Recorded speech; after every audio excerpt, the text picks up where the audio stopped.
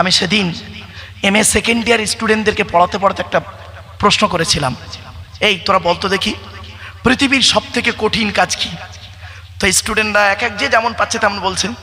Adult তো সব master ডিগ্রির ছেলে, মানে বুঝতেই পারছেন। তো বলছে স্যার এ তো মারাত্মক প্রশ্ন।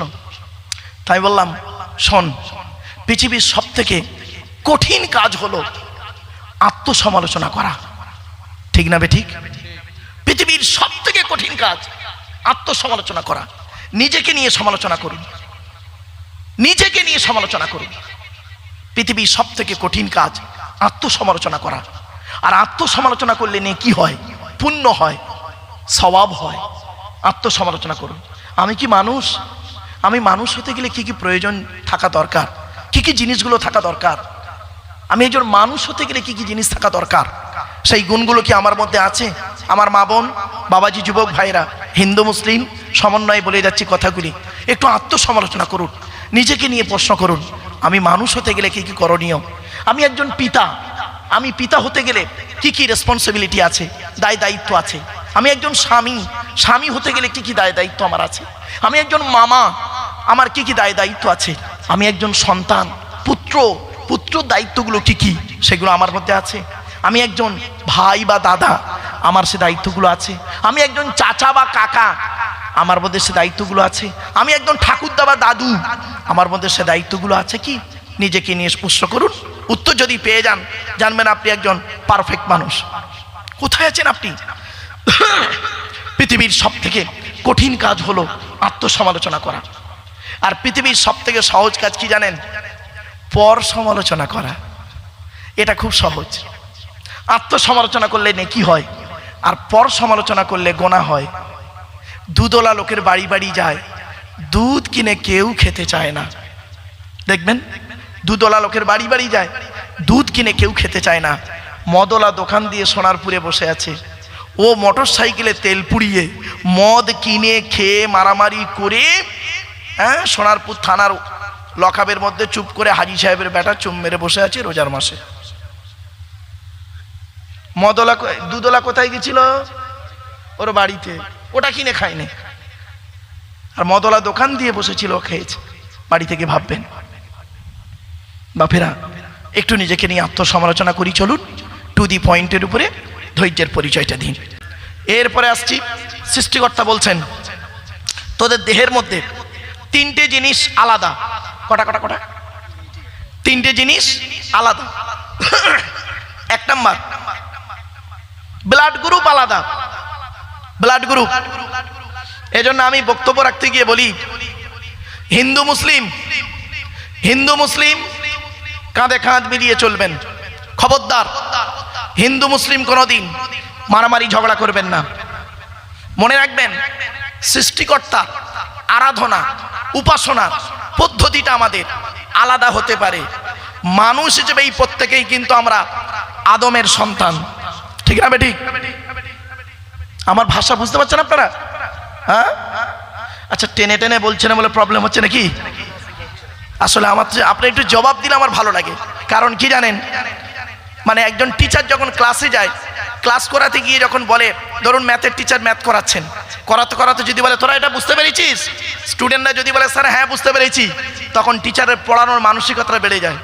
আর যদি বলে তোরা এটা বুঝতে পেরেছিস, স্টুডেন্টরা যদি চুপ করে থাকে না, টিচারের তখন মনটা ভেঙে যায়। দূর ঘোড়ার ডিম, আমার পড়াই বুঝতে পারছে না, সুতরাং ঘন্টা কখন পড়বে, পালিয়ে যাব।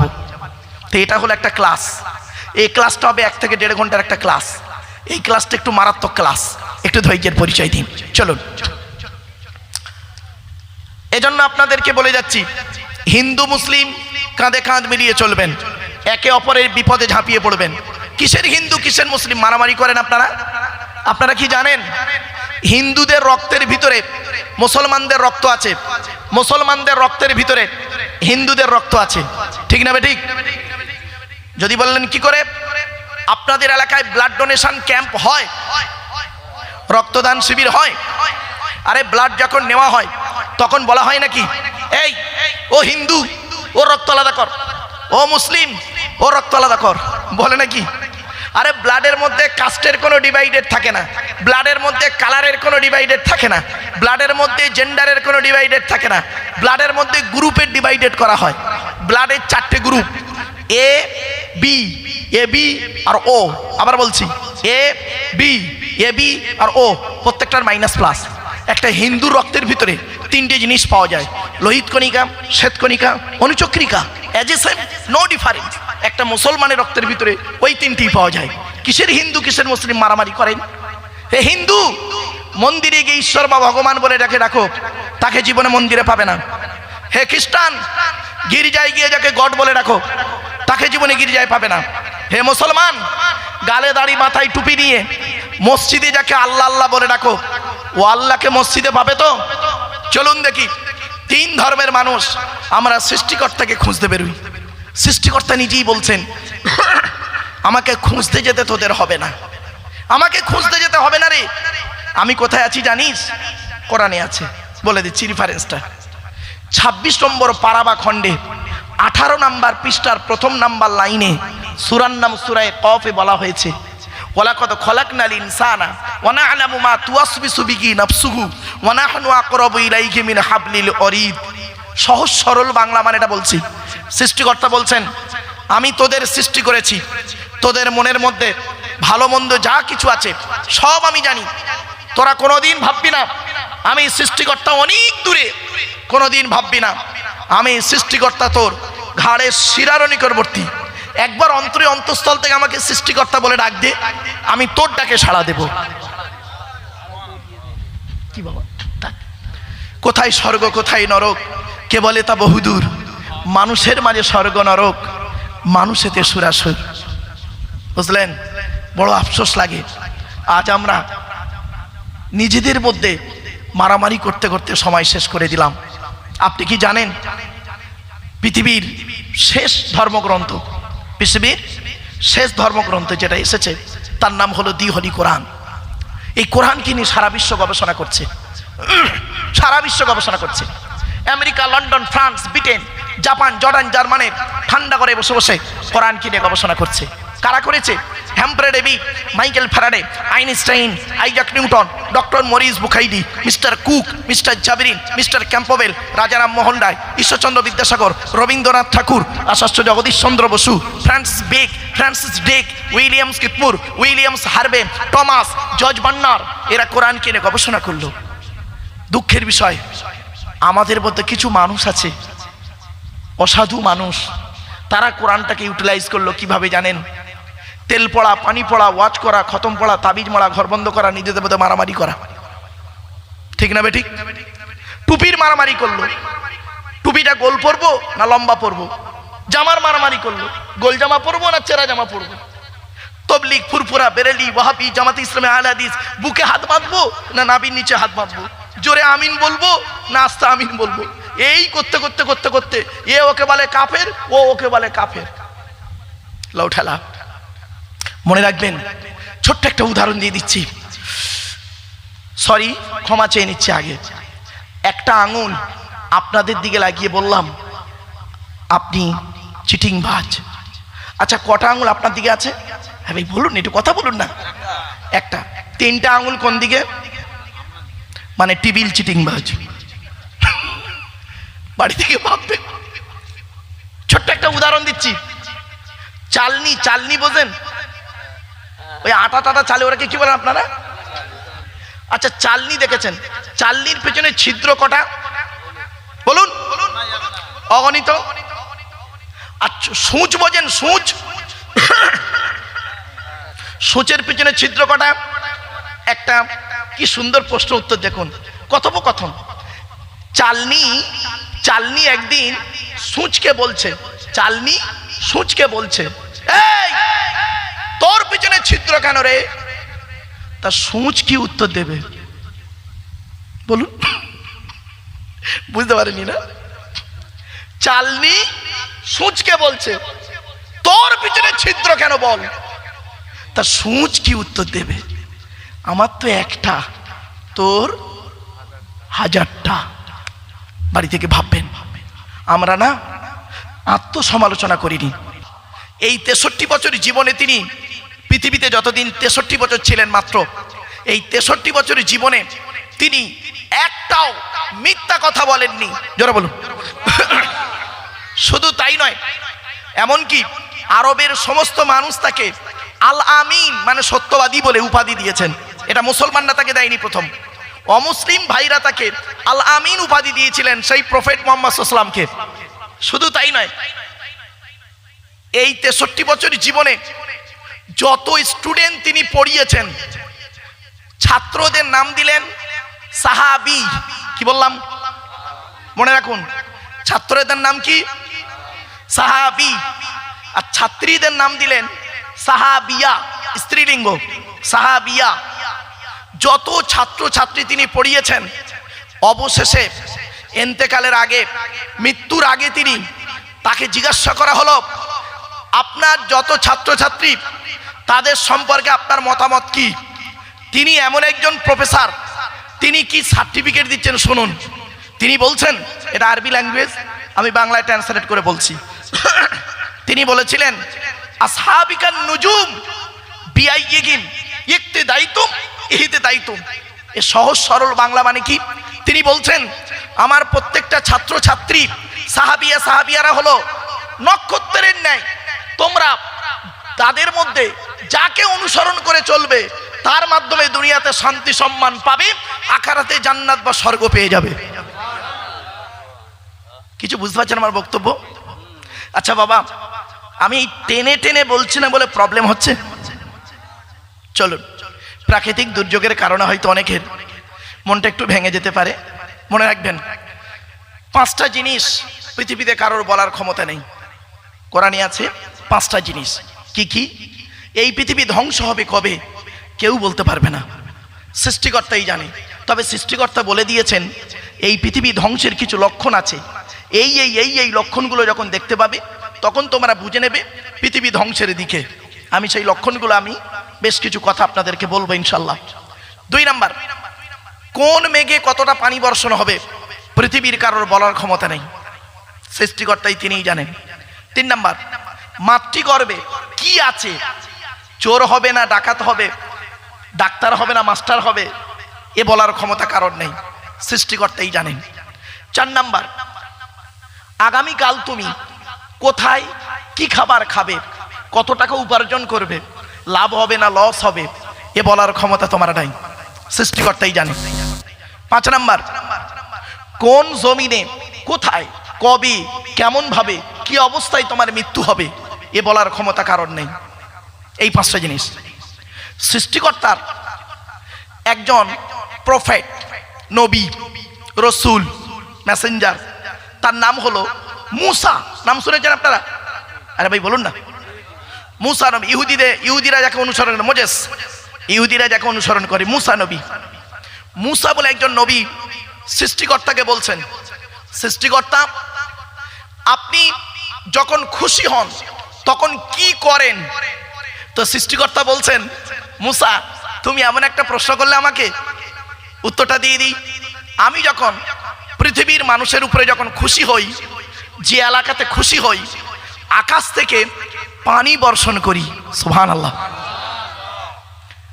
তখন মুসা বললেন, সৃষ্টিকর্তা তার থেকে যখন বেশি খুশি হন কি করেন? সৃষ্টিকর্তা বললেন, মুসা তার থেকে যখন বেশি খুশি হই তখন আমি যে ব্যক্তিকে ভালোবাসি তার বাড়িতে আমি অতিথি মেহমান পাঠিয়ে দিই। আর আমরা এমন মানুষ, ও বাড়িতে অতিথি আসার ফোন এসে গেলে তখন কি করি জানেন? আমরা বাহানা করি, ভাই কি বলবো তোমার বৌদি বাড়ি নেই, কোথায়? হসপিটালে গেছে। মিথ্যা কথা। কেন? যাতে করে আমার বাড়িতে না আসে। মনে রাখবেন, সৃষ্টিকর্তা আপনাকে বেশি ভালোবাসে বলে আপনার বাড়িতে মেহমান বা অতিথি আসে, এটা মনে রাখবেন। এরপরে সৃষ্টিকর্তাকে ওই মুসা নবী জিজ্ঞাসা করছে, সৃষ্টিকর্তা আপনি সব থেকে যখন বেশি খুশি হন তখন কি করেন? সব থেকে শুনে নিন, হিন্দু মুসলিম সকলকে অনুরোধ করে বলছি। সৃষ্টিকর্তাকে মুসা নবী বললেন, সৃষ্টিকর্তা আপনি যখন সব থেকে বেশি খুশি হন তখন আপনি কি করেন? সৃষ্টিকর্তা বললেন, যে ব্যক্তির উপরে সব থেকে বেশি খুশি হই সেই ব্যক্তির বাড়িতে আমি কন্যা সন্তান দান করে দিই। হে হিন্দু, হে মুসলিম, আপনার বাড়িতে যদি কন্যা সন্তান হয় আপনি মুখটা বাঁকিয়ে দেন। পুত্র সন্তান হলে খুব খুশি হন না, মিষ্টি বিলান, আর কন্যা সন্তান হলে তাকে একটু অনীহার চোখে দেখেন। ভাববেন বাড়িতে গিয়ে, মনে রাখবেন 10টা নিকৃষ্ট পুত্র সন্তানের থেকে একটা কন্যা সন্তানই যথেষ্ট। ঠিক না বেঠিক? বাড়ি থেকে ভাববেন। আজ আমরা কন্যা সন্তান হলে আমরা না মুখটা বেঁকিয়ে দিই, কি হিন্দু কি মুসলিম। চলুন টু দি পয়েন্টের, আজ আমি বেশ কিছু কথা আপনাদেরকে বলবো, একটু ধৈর্যের পরিচয় দিন। আচ্ছা, কন্যা সন্তান দেওয়ার মালিককে? আল্লাহ। পুত্র সন্তান দেওয়ার মালিককে? কত ভালো মানুষ আপনাদের দেখে মনে হচ্ছে আজই সন্ধ্যা 6টার সময় জান্নাতে জানলা ভেঙে সব পালিয়ে এসছে। রাগ করবেন না, চলুন এগিয়ে যাই। কন্যা সন্তান দেওয়ার মালিক যদি আল্লাহ হয়, পুত্র সন্তান দেওয়ার মালিক যদি আল্লাহ হয়, তাহলে একটা নারীর, একটা বৌমার 4টে কন্যা সন্তান হয়েছে বলে তার শাশুড়ি তার বৌমাকে বলে ওর পেটে বেটা ছেলে নেই। ছি, লজ্জা করা উচিত। আপনাকে মানুষ বলতে ঘৃণা লাগছে। চলুন মেডিকেল সায়েন্স কি বলছে দেখি। আচ্ছা, আগে কোরআনের রেফারেন্সটা দিই। কোরআনে কি বলছে দেখি। পবিত্র কোরআন 25 নম্বর পারা বা খণ্ডে, আমার হিন্দু ভাইরা বুঝবে না খণ্ডর পারাটা কি, পারা শব্দটা মুসলিমরা বুঝবে, এজন্য আমি আজকে 2-3 রকম ভাষা ইউজ করব। কখনো কাকা বলবো, কখনো চাচা বলবো, কখনো মাংস বলবো, কখনো গোস্ত বলবো, কখনো জল বলবো, কখনো পানি বলবো।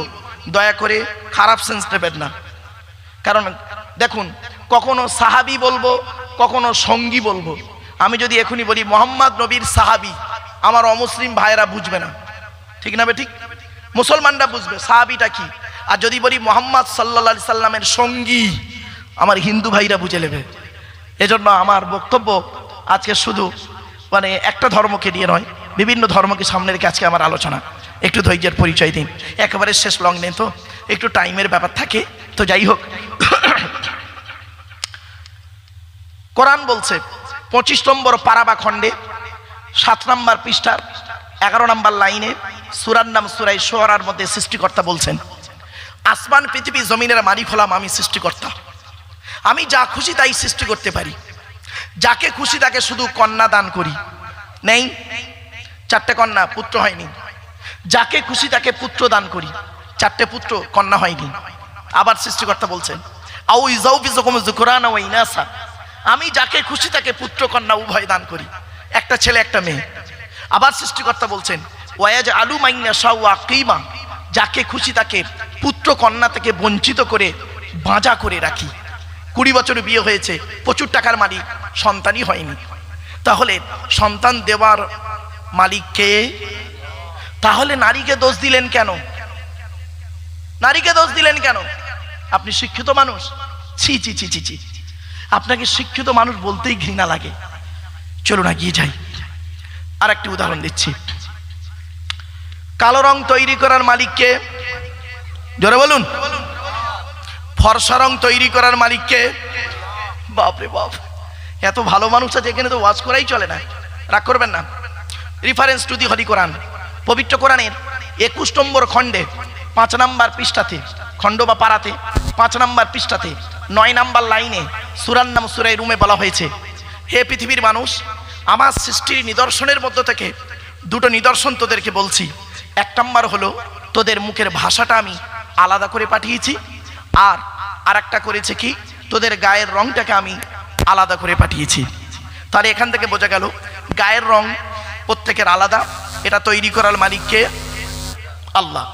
তো কালো রং তৈরি করার মালিক যদি আল্লাহ হলো, ফর্সা রং তৈরি করার মালিক যদি আল্লাহ হলো, তাহলে কালো মেয়েকে বিয়ে করতে গেলে আপনি কেন 50,000 টাকা এক্সট্রা নেন? আপনি তো এখানে বললেন কালো রং তৈরি করার মালিক আল্লাহ, এটা কালো মেয়েকে বিয়ে করো না। ও, মুখে বলছি একরকম, আর যখন বিবাহ করছি তখন ফর্সা মেয়ে খুঁজে বেড়াচ্ছি। এজন্য আজ আপনাদেরকে বলবো, কোন নারীকে বিবাহ করবেন, কোন নারীকে বৌমা করবেন, আজ আমি টু দি পয়েন্টের উপরে বলবো। বাবা যদি আমি ভুলে যাই একটু স্মরণ করিয়ে দেবেন, আপনাদের কাছে আমার রিকোয়েস্ট রইল। আমি ভোলা মানুষ তো, মানুষ মাত্রেই তো ভুল হয়ে যায় বাপ। চলেন এগিয়ে যাই। এবার আসছি আজকে আমার আলোচনার বিষয়বস্তু কি। আজকের আলোচনার বিষয়বস্তু রাখলাম মাত্র 3টি বিষয়ের উপরে।